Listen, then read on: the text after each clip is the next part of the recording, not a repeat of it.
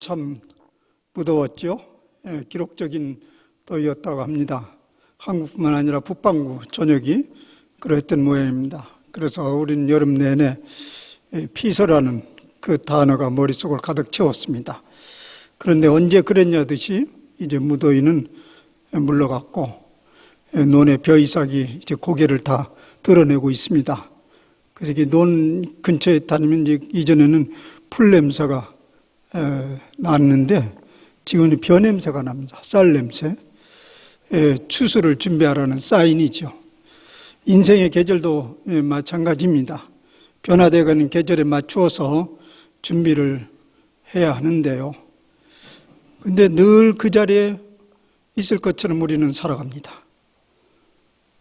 변화를 잘 느끼지 못하고 살아가는 그런 인생들의 습성이 있습니다.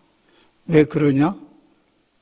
잠자기 때문에, 깨어있지 못하기 때문에 그렇다고 성서는 말하고 있습니다. 우리 신앙생활의 주제 중에 주제가 깨어있으라입니다. 성경의 곳곳에 이야기가 압축되어 말하면 깨어있어라, 정신을 차려라, 그런 얘기입니다. 변화에 대처하기 위해서 준비하라는 얘기죠. 예를 들면 자동차 운전을 할 때 보세요. 앞으로 닥쳐올 방지턱을 생각하지 않고 그냥 달리던 속도로 한번 달려가 보세요. 그러다가 돌연 방지턱을 만나면 어떻게 되겠습니까? 큰 사고를 당하게 되죠. 너무나 당연한 일임에도 불구하고 사람들은 그저 달리던 관성에서 바꾸기를 귀찮아합니다. 귀찮아해요. 그걸 꼭 안 할 이유가 없는데 귀찮아요. 그냥 가던 대로 가고 싶어 하는 것이죠. 이렇게 명백한 일에도 준비를 하지 않는데 하물며 언제 닥칠지도 모르는 인생의 계절을 준비하라는 말에 귀를 쫑긋 세우기가 쉽지를 않습니다. 그래서 성경은요, 매우 반복적으로 인생의 열차를 타고 가는 사람들에게 깨어있으라고 경고를 합니다. 오늘 말씀도 매우 긴박한 경고장처럼 들리는 메시지입니다. 변화의 때는 반드시 오지만은 그날이 언제인지는 모른다. 사도 바울도요, 때와 시기에 대해서 내가 쓸 말이 없다, 이런 얘기는요, 밑에 이유는 그날이 도둑같이 오기 때문에 그렇기 때문에 내가 할 말이 없다. 말하자면 나도 모르고 당신들도 모른다, 이 얘기예요. 그런데 사도 바울은 그것을 일컬어서 주의 날이라고 말하네요. 그 도둑같이 임한 날, 주의 날. 즉 우주적이고 혹은 개인적 종말을 의미하는 것이죠. 예를 들자면 지금까지 누렸던 기회가 끝나는 때, 건강한 육체가 기력을 잃게 될 때, 다시 일어나기 어려운 병마가 찾아왔을 때, 그리고 마침내 깊은 어두움에 갇히게 될 때 등을 말합니다. 그때가 언제인지 명확하게 정해주지 않고 있는데요. 근데 그것이 축복입니까? 불행입니까? 그게 언제 올지를 명확하게 우리에게 알려주지 않는 것, 불행입니까? 축복입니까? 우리 그 연약한 인생들을 보면요, 다행스러운 일로 봐야 되겠죠. 우리 달력의 스케줄처럼 우리의 그 어두운 때가 명확하게 써져 있다면 우리 대부분의 인생들은 매우 비관적으로 삶을 대하게 될 것입니다. 그래서 성경은 그 날을 도둑같이 이르게 된다고 말하고 있습니다. 그 주의 날이 도둑같이 일어난다. 도둑같이 이르게 된다. 근데 여기에 주의 날이 도둑같이 임하게 되는데 왜 걱정을 합니까?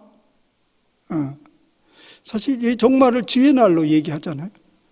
사실 이 말은 준비된 사람에게는 그 날이 주의 날이지만은 준비되지 않는 사람에게는 그 날이 종말이요, 망하는 날이기 때문에 그렇습니다.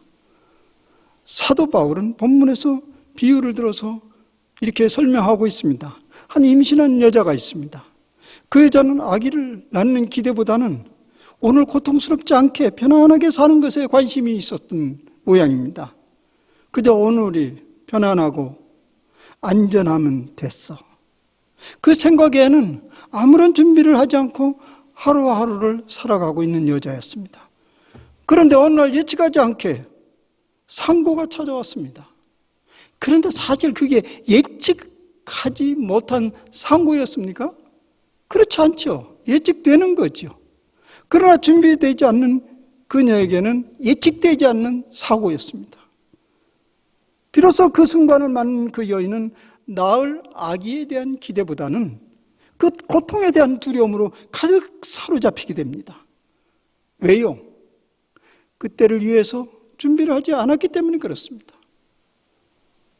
우린 자주 어리석게도 오늘이 언제나 지속되리라는 생각 속에 살아가고 있습니다. 그래서 오늘 나에게 주어진 행운과 주어진 밝은 날에 취해 있습니다. 더도 말고 덜도 말고 이대로만 되거라 하면서 말입니다. 그러다 갑작스럽게 몸이 쇠약해지기 시작합니다. 한 번도 심각하게 생각해 보지 않았던 어두운 밤이 찾아오게 됩니다. 한껏 누리던 기회가 막을 내리고 있습니다. 아직 준비가 되지 않았는데 내려놓고 떠나라고 합니다. 그야말로 피할 수도 없고 받아들일 수도 없는 그날을 우리가 맞이한다면 우리는 얼마나 절망스럽고 허둥지둥하겠습니까? 그래서 성경은 정신 차려 깨어 준비하라고 하는데 어떻게 준비하라는 말입니까? 첫째, 오늘 본문 데살로니가전서 5장 4절의 말씀입니다. 형제들아, 너희는 어둠에 있지 아니하며 날이 도둑같이 너희에게 임하지 못하리니 너희는 어둠에 있지 아니하며 날이 도둑같이 너희에게 임하지 못하리니 말하자면 어둠에 있지 아니하면 준비되어 있으면 그날이 절대 도둑같이 오지 않는다는 얘기입니다. 그저 올 것이 왔구나 라고 받아들이게 된다는 것입니다.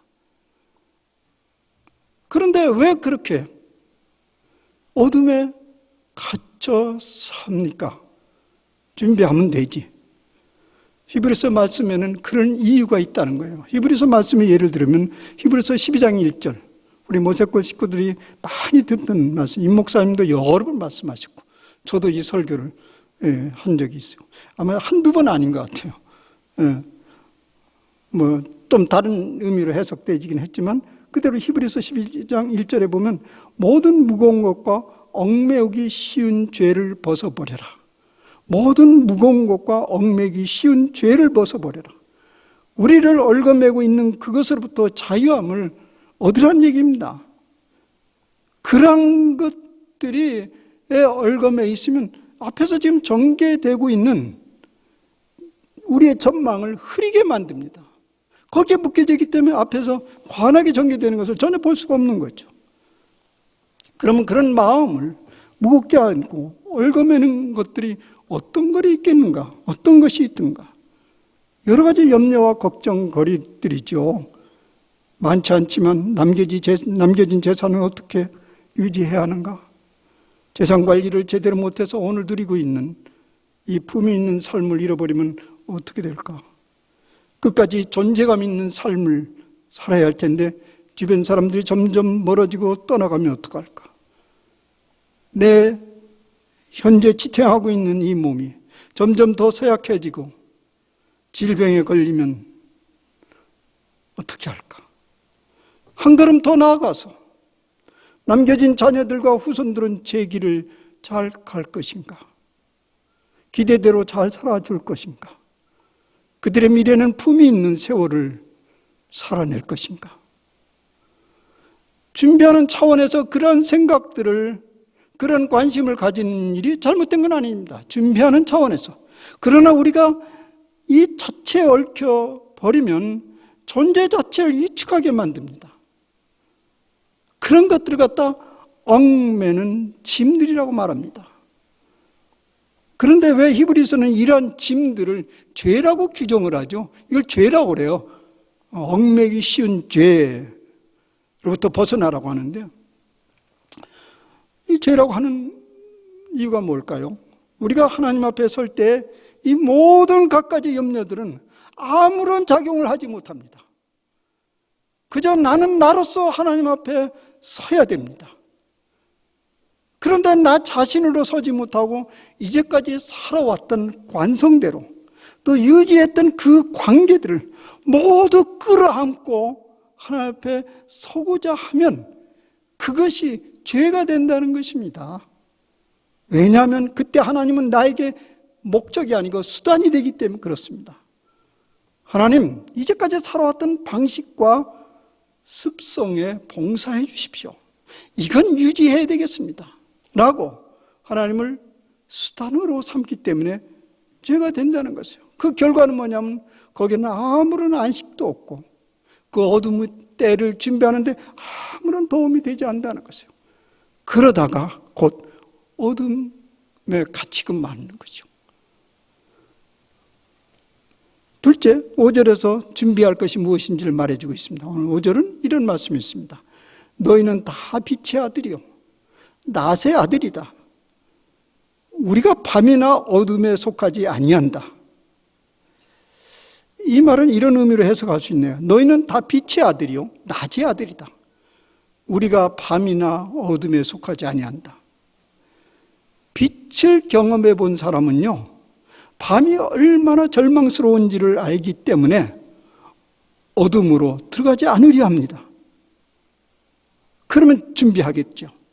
그런데 그 빛을 경험해 보지 못한 사람들은 경험해 보지 못하면 어둠이 어둠인지 모르고 어둠을 직면하게 되고 그때는 절망적이 되는 것이죠.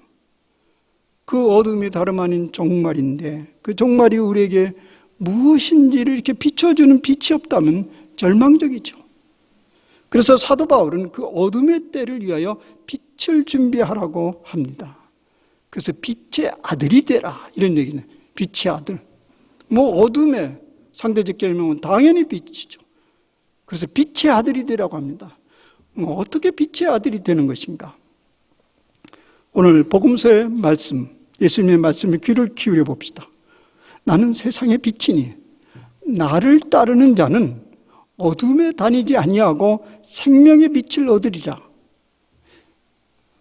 이 말씀을 곰곰이 묵상해 보시길 바랍니다. 오늘 돌아가서도요. 저도 오래오래 묵상하면서 이게 그냥 추상적인 얘기가 아니구나 라는 것이 제 마음에 팍 꽂혔기 때문에 오늘 말씀에 본문으로 가져온 것입니다. 나는 세상의 빛이니 나를 따르는 자는 어둠에 다니지 아니하고 생명의 빛을 얻으리라. 이 말씀에 의하면 우리가 빛이 되는 길은 빛이신 예수님을 쫓는 일밖에 없다는 거예요. 어둠을 준비하는 것은 빛이 되는 것인데 우리 스스로 빛이 될 수 없으니까 빛이신 예수님을 쫓으라는 것입니다. 우리는 빛 자체가 될 수는 없습니다. 빛 자체이신 그분과 가까이 있음으로써 반사체로서의 빛이 될 수 있을 뿐입니다. 우리는 이미 경험하고 있는 바입니다. 여러분, 사람들이 여러분들을 보면서, 우리를 보면서 예수님의 빛을 보고 있는지 모르겠습니다. 만약 사람들이 우리로부터 예수님의 모습을 보기 시작한다면 우리로부터 예수님의 빛이 지금 나아가고 있는 것입니다. 왜냐하면 빛이 없이 보임이 없죠, 그죠? 본다는 건 빛이 나가고 있다는 거예요. 우리로부터 예수님의 흔적을 조금씩 보면서 내 빛이 지금 주님의 빛이 전달이 된다는 거 얘기할 수 있습니다. 그러면 어둠을 이겨낼 수 있다는 말이에요. 여러분, 각 사람들에게요 나름대로 빛이 있습니다. 각 사람들에게 나름대로 비추는 빛이 있어요. 흔히 이런 얘기를 하죠. 우리 또 저 사람 아우라가 있어. 아우라, 이게 후광 같은 거 아우라가 있어. 다 아우라가 있어요. 모양이 각각 다르지만 어떤 사람은 빛이 있는 동 없는 동 어둠이 짙게 깔린 그런 빛을 가지고 있는 사람이 있어요. 어두워요. 저 사람이 어두워요. 근데 저 사람을 알아보는 것은 아주 흐릿한 빛이 있는 거예요. 그런 사람들이 많이 모인 집단에는 그 집단이 혼돈과 무질서로 얽혀져 있어요. 또 어떤 사람은 환한 빛을 비추고 있습니다. 그런 사람들이 많이 모여있는 집단은 빛을 가득 머금고 있기 때문에 환한 공동체가 됩니다. 이미 빛을 경험하고 있는 사람들은 그런 감각을 가지고 있죠. 아마 우리 다 그런 감각이 있을 것입니다. 아, 저 분의 빛이 럭스가 어느 정도 된다. 수치로 말할 수 없지만은 감각적으로 느낄 수 있을 것입니다. 어둠에 짙게 깔린, 우리가 뭐 밝은 사람하고 살아갈 수는 없잖아요. 그죠? 어둠이 깔리는 사람들과 더불어 살아가게 되는데, 그때 그것을 이길 수 있는 방법은요, 내 빛이 더 강렬해야 됩니다. 여러분들 가끔 보면 아주 어떤 사람은 만나면 이렇게 우울해지죠. 어두워지죠. 그것은 그 사람 때문이 아니고요. 사실은 내가 빛이 약하기 때문에 그렇다고 생각해야 됩니다. 사실 심리학적으로도 이미 다 이게 입증된 거예요. 굉장히 우울하고 어두운 사람이 있으면 대여섯 명이 다 전염이 된대요. 근데 그래서 그 심리학적으로는 그 사람에게 돌리지만은 우리 복음에서는 우리 자신의 문제요. 그 사람보다 더 강력한 빛을 내뿜지 못하기 때문에 우리가 그 어둠에 사로잡히는 것이죠.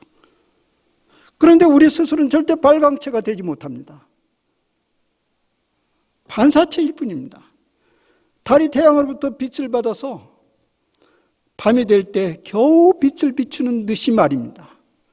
그러므로 우리가 아무리 빛이 되었다 할지라도 사람은 마치, 우리의 빛은 마치 달의 빛과 같을 뿐입니다. 태양과 달의 빛의 차이는 엄청나죠? 태양이 대낮에 떠올라 있을 때 보면요, 밤이 있을까 정도입니다. 그죠? 절대 밤은 있을 수 없겠다 생각이 들만치 거기는 어떤 어둠도 없어요.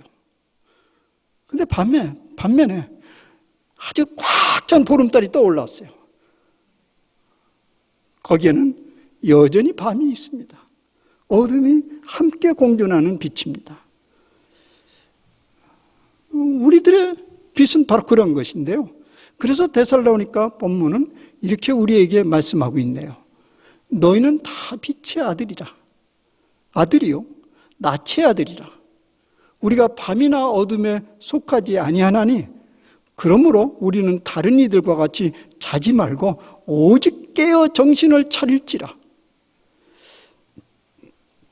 이 말씀을 자세히 들여다보면요, 모순이 있어 보입니다.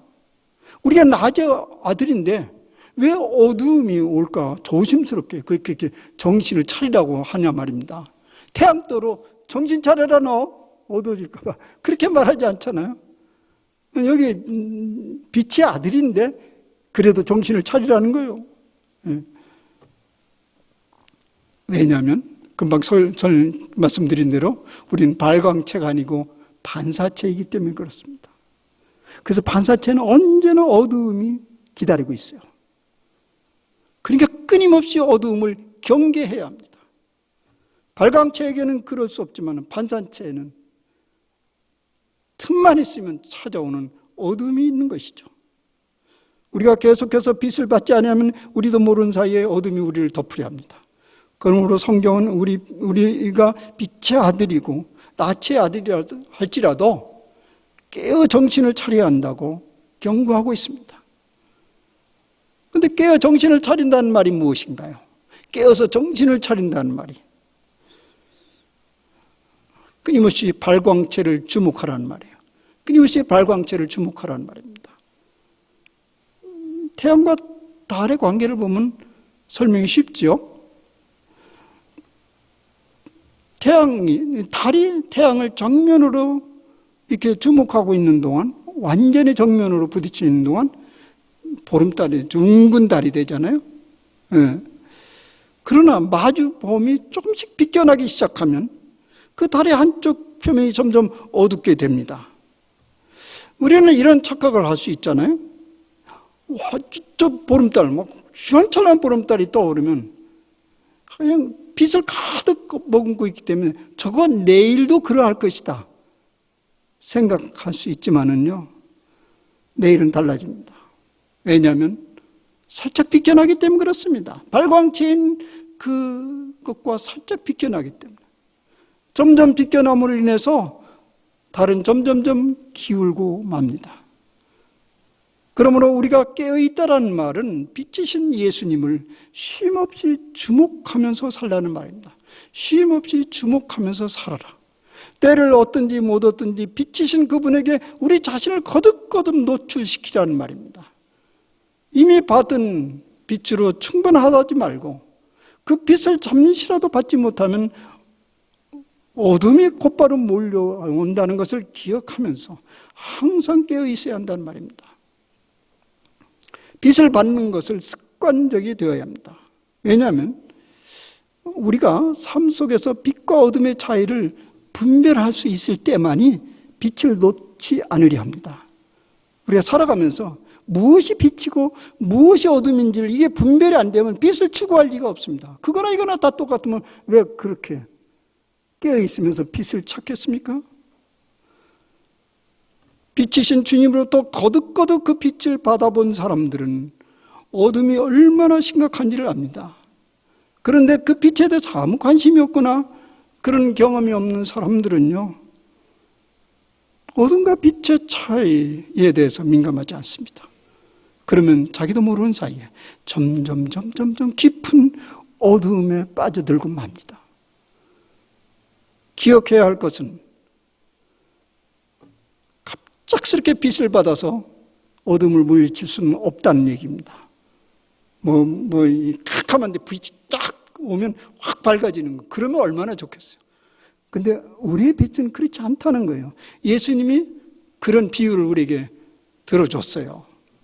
소위 열처녀 비유 아시죠? 복음서 열처녀 비유, 신랑을 준비하는 열처녀 비유 얘기인데요. 그것은 신랑을 이제 맞이하는, 신랑을 오기를 맞이하는 기다리는 처녀인데요. 유대인들의 결혼 풍습을 비유로 들은 거죠. 신랑이 이제 신부 집으로 옵니다. 주로 밤에 이루어지는데요. 신부를 데리러 오는 거죠. 그런데 이런 가정을 이제 성경에서 하는 거죠. 신부가요, 신랑이 언제 올지 전혀 모르는 신부예요. 의식이 그렇다는 거죠. 왜 언제 올지 모르겠도 오긴 오지. 근데 의식이 잠자는 상태예요. 신랑이 언제 올지 모른다. 그래서 그냥 준비 없이 기다리다가 갑작스럽게 신랑이 들이닥쳤습니다. 사실 갑작스럽게 들이닥친 건 아니죠. 이미 예고가 있었고 올 때 온 것입니다. 그녀에게 갑작스럽게 들이닥친 거죠. 준비되지 않았기 때문에요.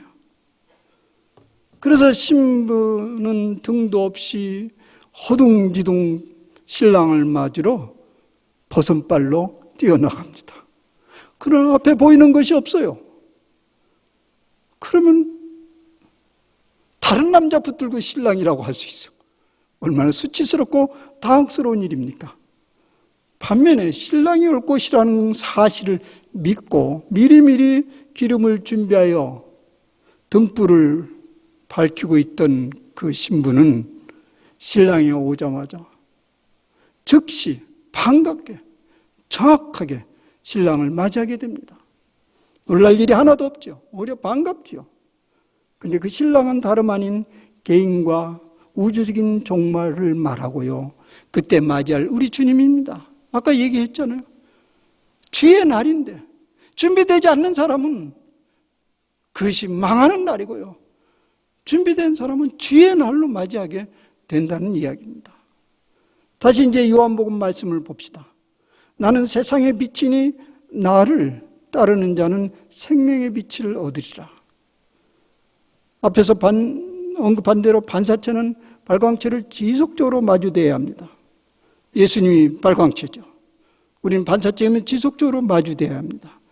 그런데 그렇게 빛을 누리려면 빛이신 예수님을 따라야 된다고 그래요. 따라야 된다. 근데 따른다는 말도 그 쉽지는 않습니다. 수없이 많이 듣는 소리인데요. 따라야 된다. 예수님을 따라야 된다. 예수님을 따르는 사람들은 이것저것 많습니다. 근데 정작 내가 따르려면 무엇이 예수님을 따르는 것이 이렇게 당혹스럽게 되죠? 당시에 예수님의 제자들처럼 예수님을 육체적으로 보고 만날 수 있다면 그냥 따르면 되는 거죠. 근데 지금 더 이상 보이지 않는 분을 따르라고 하니 해석이 필요한 것이죠. 그것은 이 하나님 말씀과 매우 밀접한 관계에 있는 말씀입니다. 제가 설교를 준비하면서 매번 경험하는 바입니다. 이런 생각을 때때로 하곤 해요. 바울이나 예수님의 제자들도 설교를 했거든요. 설교라는 게 예수님에 대해서 가르치고 예수님의 가르침을 전하는 건데요. 그 사람도 오늘 내가 설교를 준비하는 것처럼 끙끙거리며 반복적으로 말씀을 묵상하고 공부했을까? 이 생각을 해볼 때마다 그렇게 했으면 제자들 벌써 목회 그만뒀을걸? 사도 바울도 그렇게 돌아다니면서 텐트를 만들면서 일하면서 목회 벌써 그만뒀을걸? 그런 생각이 들어요. 근데 그들은 그렇게 하지 않았을 거예요. 묵상하고 반복적으로 묵상하고 공부하고 그렇게 하지 않았을 거예요. 왜 그랬을까요? 예수님을 직접적으로 마주보고 맛보고 경험했기 때문에 그것을 그대로 자신 있게 선포하면 그만이죠. 그게 반복되면 어때요? 제가 오늘 반복되는 얘기를 계속 1년 동안 합시다. 그럼 짜증나고 이제 안 오겠죠? 근데 내가 받고 경험했고 반복적으로 당신들이 그 말을 안 들으니까 안 쫓으니까 그래서 그렇게 했을 겁니다. 깊게 묵상하고 공부할 필요도 없었을 것이에요. 그런데 저는 반복적으로 주어진 말씀을 생각하고 묵상하고 그것도 모자라면 책을 뒤적뒤적 하면서 공부를 합니다. 그래서 마침내 한 편의 설교가 탄생됩니다. 그래서 자신에게는 물었습니다. 왜 나는 그렇게 안 되지? 이렇게 복잡한 과정을 거치면서 힘들게 설교를 준비해야 하지? 이 물음으로부터 이런 깨달음이 왔습니다. 그것이 바로 주님을 바라보고 따르는, 그리고 주님을 사귀는 한 과정이다. 직접 보고 느끼지 못했기에 남겨진 말씀을 반복적으로 들여다보고 묵상하고 그 말씀 속에 녹아져 있는 예수님의 인격과 체치에 부딪히고자 하는 것입니다. 거기서부터 살짝 주님의 빛이 비치기 시작하죠. 그리고 보이지 않았던 그 말씀이 보이기 시작하고 알지 못한 뜻들이 알려지기 시작하는 것을 느낍니다. 그때 저는 마음속에 환희를 느끼면서 이 주님이 드러나시는구나. 이것이 바로 사귀는구나. 그런 경험들을 하게 되죠. 그래서 매주 설교가 하나씩 나오는 겁니다. 그래서 저는 그런 과정이 때때로 힘겹게 느껴지지만은 동시에 그것이 전해주는 기쁨과 환희 때문에 또 반복해서 하고 반복해서 하곤 합니다. 그러므로 빛이신 예수님을 쫓는다는 말은 그분이 남기신 가르침과 사역을 반복적으로 묵상하면서 내 인격의 한 부분으로 달라붙게 하는 것입니다. 그러면 주님의 빛이 내게로 얼마 오죠? 주님의 빛이 내게로 얼마 오고 있다는 증거는 뭐냐? 빛이 비춰지기 때문에 어둠이 보여요. 굉장히 역설적이죠? 빛이 비치기 때문에 어둠이 보여요. 무엇이 어둠인지가 보이기 시작하고요. 동시에 그 어둠을 물리쳐 보면 어둠에 잠겨져 있던 보이지 않은 것들이 보이기 시작하고 깨닫지 못했던 것들이 깨달아오기 시작합니다. 빛이 없었을 때에는 예수님의 가르침과 삶이 매우 추상적이고 비현실적으로 느낍니다. 빛이 없으니까 예수님은 예수님 말씀이고 현실은 현실이고 너무나 이게 비현실적이라고 생각이 되는데요. 주님의 빛이 비춰오기 시작하면요, 그만큼 실제적이고 현실적인 것이 없다라는 아주 강한 느낌이 옵니다. 여러분, 우리 현실 속에서도 우리가 살면서 현실이지만 현실적이지 받아들일 수 없는 현실이 있지 않습니까? 그런 것들이 주님의 빛 가운데 경험하게 되죠. 이런 상태로 늘 유지하면 얼마나 좋겠어요. 주님의 빛으로 지배받으면서. 근데 자칫 방심하면 곧바로 생각이 바뀝니다. 아니야. 그건 너무나 이상적이고 비현실적이야 라는 생각이 몰려옵니다. 그때 우리는 무엇을 잡아야 되는지를, 빛과 어둠을 아는 사람들은 알게 되죠. 그래서 우리는 밥 먹듯이 말씀을 반복적으로 묵상하며 주님의 빛을 전해받아야 됩니다. 이것이 바로 준비하는 일입니다. 그런데 이제 오늘 말씀에서 보면 그 예수님의 빛이 우리 인생길에서 결정적인 역할을 하는 때가 있습니다. 사실은 이를 위함입니다. 10절 말씀입니다.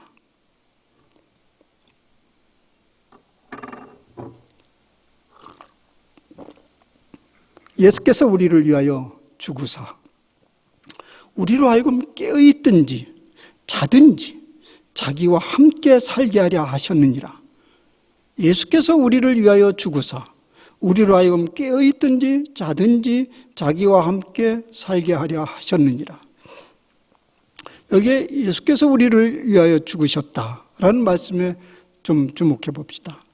사실 여기 죽었다라는 말 속에는요, 부활이 포함되어 있는 말입니다. 그런데 여기서 부활이라는 말을 쪽 빼고 죽었다라는 말을 지금 거의만 사용하고 있는 이유가 뭘까요? 예수님이 죽음이 우리의 죽음과 매우 밀접한 관계가 있음을 강조하는 것입니다. 예수님의 죽음과 우리의 죽음이 그게 별개가 아니고 아주 밀접한 관계가 있다는 얘기입니다. 왜 예수님이 죽어야 했죠? 간단합니다. 우리도 죽어야 하기 때문에 그렇습니다. 성경에서 보여준 최대 역설적 진리는 죽음으로 극복한다는 진리입니다.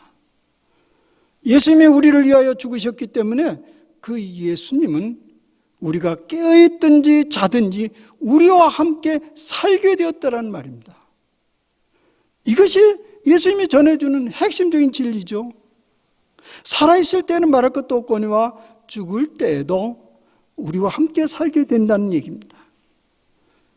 죽었는데 함께 산다는 게 무슨 모순되는 이야기입니까? 그래서 사도 바울은 여기서 죽었다는 말을 살짝 다른 걸로 바꿉니다. 잔다. 잘 때에도 우리와 함께 산다. 잔다라는 말로 바꿉니다. 그렇게 잠잘 때에도 주님은 우리와 함께 살고 있으니 더 이상 그것을 죽음이라 말하지 말라. 그래서 그날을 사도 바울은 주의 날이라고 얘기한 것입니다. 신앙생활이라는 것은 예수님의 말씀과 사건을 실제화하는 과정입니다. 예수님의 가르침이 우리가 직면하고 있는 현실보다, 그리고 우리가 경험한 그것보다 더 실제적이고 강력함을 훈련하는 것이 신앙생활의 핵심입니다. 그런데 우리의 신앙생활이 말씀은 너무 비현실적이고 추상적이다. 우리는 지금 현실 속에 살아가고 있는데 그것을 얘기해 줘야지 라는 그런 꾀리를 가진 신앙생활로부터 자꾸 좁혀가야 됩니다. 그것이 바로 영적 생활이고 신앙생활이죠. 우리가 기억해야 합니다. 반드시 어두움이 우리를 뒤덮을 때가 옵니다. 눈이 감기고 귀가 닫히고 감각이 무뎌져 깊은 어둠 속으로 빠져들어갈 때가 오는데 그때는 너무 어둡습니다. 그러니 그때를 밝힐 빛을 준비하라는 것입니다. 예수님도 사도 바울도 이것을 경고처럼 우리에게 전해주고 있습니다. 우리가 살아있는 동안 끊임없이 진지하게 빛이신 예수님과 사귀어 왔다면 어둠이 엄습해와도 큰 문제가 없습니다. 주님의 빛이 더 이상 어둠을 어둠으로 그냥 두지 않기 때문에 그렇습니다. 거기서 우리는 예수님의 말씀대로 생명의 빛을 만납니다. 이때 비로소 우리는 승리할 것이고 그것을 구원이라 말합니다. 이를 위하여 바울 선생은 피차 서로 덕을 세우기를 너희가 하는 것 같이 하라. 피차 덕을, 이제 이것을 공동체 안에서 실현해 가야 되는데, 그래서 피차 서로 덕을 세우기를 너희가 하는 것 같이, 지금처럼 한 것처럼 그렇게 계속하라. 이것이 빛을 비추는데 굉장한 역할을 한다는 얘기죠. 예. 제 주변에 사람들이 종종 저에게 이제 메시지를 보내는데요. 어떤 분은 아주 반복적으로 보내요. 건강이 최고입니다. 건강을 잘 지키세요. 맨 처음에는 뭐 감사히 받았지만 자꾸 보내니까 누가 몰라. 그런데 그렇게 계속 건강을 지키려면 지켜지는 거예요? 받아들여야죠. 받아들여야 돼요. 그 건강을 계속 유지할 수는 없습니다. 그거 말고 우리가 공동체 덕에서 서로 덕을 세우는 길은 뭐냐면 우리 그때를 위해서 함께 준비하는 우리는 길동무입니다. 염려하지 마세요. 다 오는 일입니다. 우리 같이 준비합시다. 그런 공동체를 말하는 것입니다. 그래서 여기 덕이란 빛된 삶의 모범을 말하는 것입니다. 사랑하는 여러분, 우리가 서로 빛이 되어서 우리 모세골 공동체가 빛의 공동체가 되기를 바랍니다. 그래서 어둠을 잘 준비해가는 우리의 여정이 우리의 공동체에서 계속 이루어지기를 간절히 바랍니다. 기도합시다. 주님, 깨어있으라. 정신을 차려라. 친절하게도 우리에게 반복적으로 알려줍니다. 그것은 우리의 어리석음을 말해주는 것입니다. 반복되는 삶이 언제까지나 그렇게 될 거로 생각하는 어리석음을 일깨워주는 일입니다. 주님, 반드시 변화되는 때는 오고 어둠의 때는 올 것인데 빛을 준비하지 않으면 낭망이요 절망일 것을 우리에게 미리 알려주고 준비하도록 경고의 나팔 소리를 들려주심을 감사합니다. 준비하는 사람들은 그날은 주의 날입니다. 이제까지 그러했던 것처럼 그때도 우리와 함께 더불어 살 것입니다. 이를 위해서 우리에도록 준비하라고 하는데 이 모세골 공동체가 그런 준비에 아주 좋은 터전이 되도록 이 공동체를 주님 축복하여 주시고 우리는 각자 빛이 되어서 더 환한 빛된 공동체로 세워가는 저희들이 되게 하여 주시옵소서. 우리 주 예수 그리스도의 이름으로 감사하며 기도합니다. 아멘.